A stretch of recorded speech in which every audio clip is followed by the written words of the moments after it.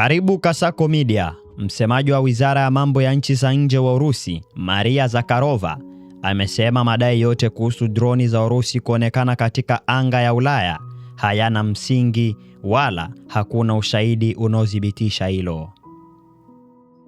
Amesisitiza kuwa hadi sasa hakuna hata ushahidi mmoja uliowasilishwa kuthibitisha tuhuma hizo.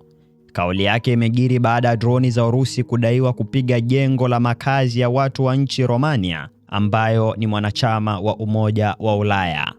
Wizara ya Ulinzi ya Romania tayari imesema kuiomba jumuiya ya kujihami NATO kuharakisha kuipa mifumo ya kukabiliana na droni.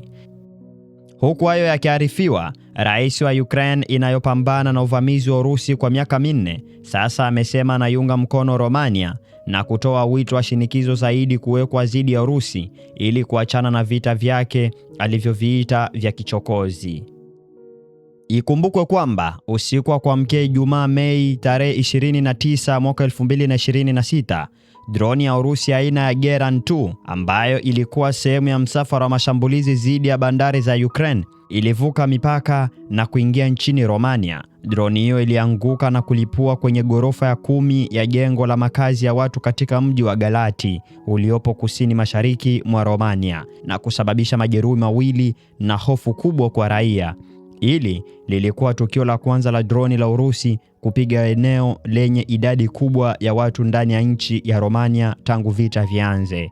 Lakini Urusi inadai kwamba haihusiki na chochote. Basi kwa kupata mengi zaidi, jiunge na Kasako Media.